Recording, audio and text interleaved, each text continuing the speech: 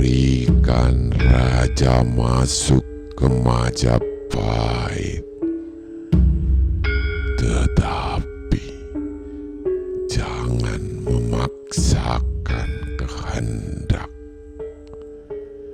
Biarkan rakyat memilih keyakinannya sendiri. Apabila raja memaksakan kehendak kepada rakyat Majapahit, saya tidak akan tinggal diam. Sekarang saya tidak mau mengikuti kehendak raja. Saya akan pergi jauh. Sekarang Majapahit dihancurkan. Nanti 500 tahun lagi saya akan kembali menghancurkan jagat Nusantara ini dan mengembalikan kejayaan kepercayaan Buddhis. Ingat, itu janji saya.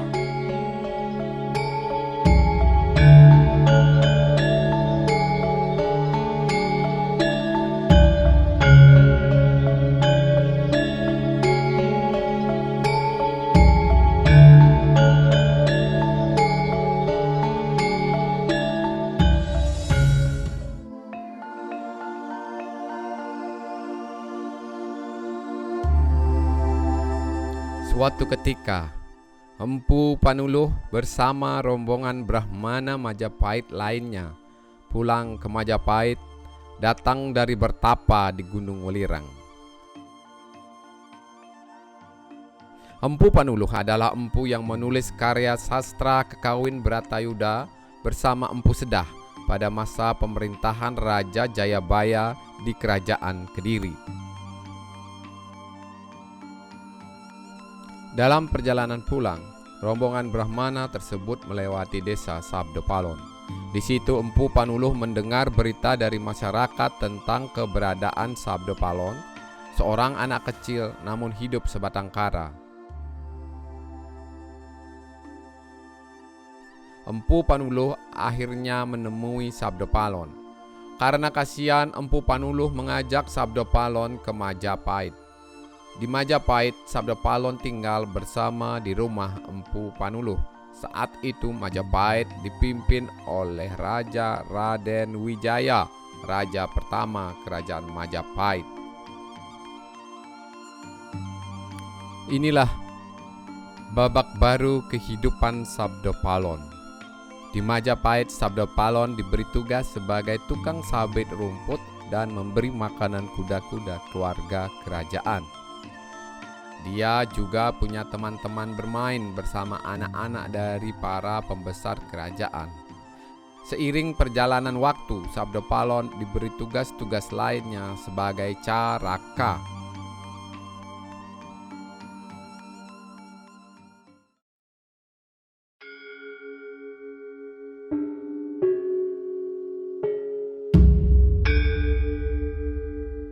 Bertahun-tahun Empu Panuluh hidup bersama Sabdopalon. Empu Panuluh merasakan bahwa Sabdopalon seorang anak yang berbeda dari anak yang lainnya. Selain menunjukkan karakter mulia, jujur, dan memegang prinsip-prinsip kebenaran, Sabdopalon juga seorang anak yang memiliki kecerdasan yang tinggi. Dia memiliki ketertarikan pada dunia filsafat. Pada usia belasan tahun, Sabdopalon sudah menguasai pengetahuan filsafat yang tinggi. Sebuah kemampuan yang tidak biasanya bisa dikuasai oleh anak seusia itu. Bahkan, kemampuan filsafatnya melebihi kemampuan orang dewasa. Tidak hanya itu, suatu ketika dalam sebuah pertapaan, Empu Panuluh ditunjukkan sinar biru muda bening mengarah ke warna putih dari wajah sampai ke ubun-ubun Sabdo Palon. Dari segala kelebihan dan keistimewaan yang dimilikinya, Empu Panuluh berkesimpulan bahwa Sabdo Palon bukanlah manusia biasa. Sabdo Palon akhirnya diajak bertapa oleh Empu Panuluh dan Brahmana Majapahit lainnya ke lereng-lereng gunung dan tempat bertapa lainnya. Awalnya Sabdo Palon hanya mengantar dan menunggui para Brahmana bertapa. Namun karena sering mengantar para Brahmana bertapa, akhirnya Sabdo Palon ikut belajar bertapa.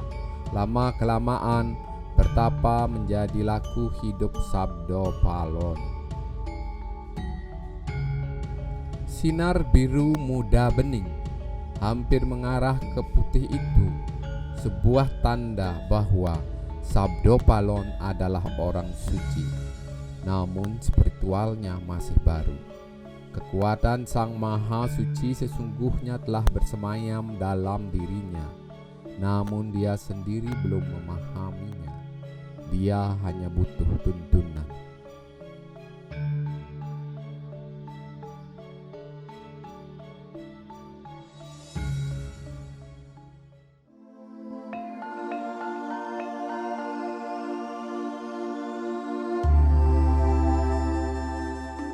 Sudah disampaikan sebelumnya bahwa nama Sabdo Palon bukanlah nama yang dibawa sejak kecil.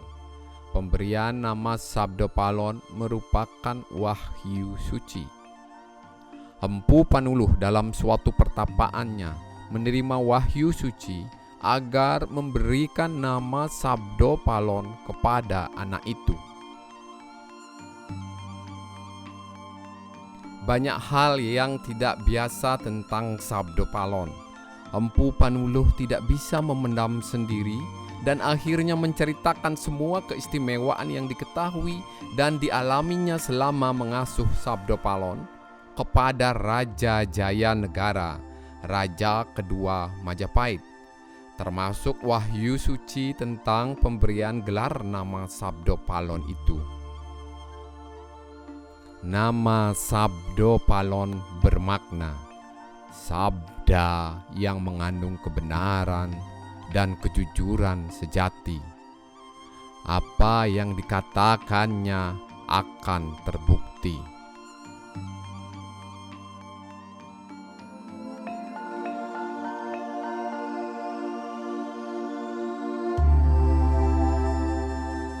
Mendengar semua kisah tentang Sabdo Palon dari Empu Panuluh, Raja Jaya Negara menjadi paham tentang Sabdo Palon. Raja Jaya Negara akhirnya memberi gelar nama Sabdo Palon itu.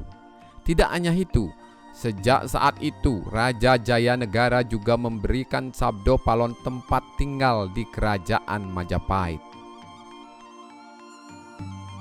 Raja Jaya Negara berharap agar suatu saat nanti Sabdo Palon menjadi orang yang berguna bagi kerajaan Majapahit.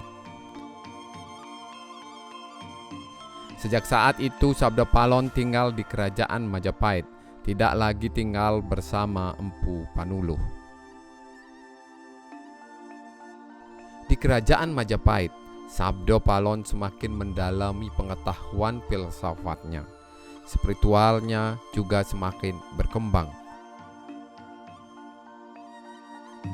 Sebagai abdi kerajaan yang tinggal di lingkungan kerajaan, Sabdo Palon dikenal dan sering bertemu dengan para pembesar kerajaan.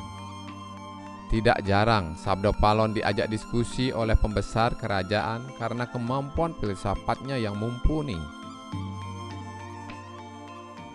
Tidak hanya dengan pembesar kerajaan, Sabdo Palon juga dekat dengan keluarga-keluarga raja. Tak terkecuali dengan Sri Gitarja, putri Raden Wijaya. Sabdo Palon ngomong Sri Gitarja menemani bermain Sri Gitarja yang saat itu masih kecil dan menjadi teman diskusi Sri Gitarja ketika Sri Gitarja sudah mulai tumbuh besar.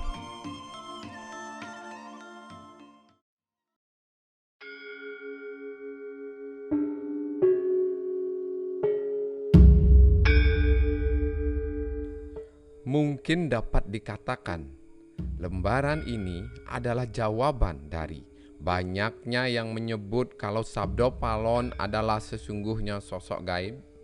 Sabdo Palon adalah penguasa alam gaib. Sabdo Palon adalah danyang gaib penguasa atas tanah Jawa dan berbagai sebutan gaib lainnya yang dilekatkan pada Sabdo Palon. Sabdo Palon memang sosok manusia, namun bukan manusia biasa.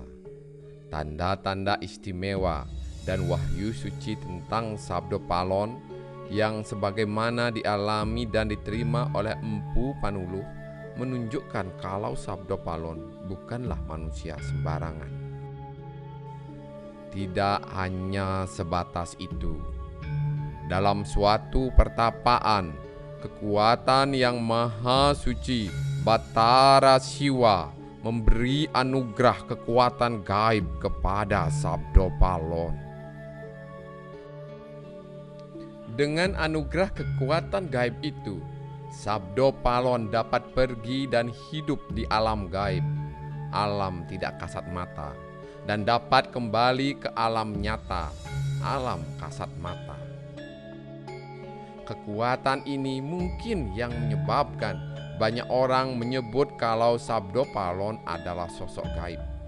Sejatinya, dengan menerima anugerah ini, memang sulit lagi untuk membedakan apakah Sabdo Palon adalah manusia atau sosok gaib.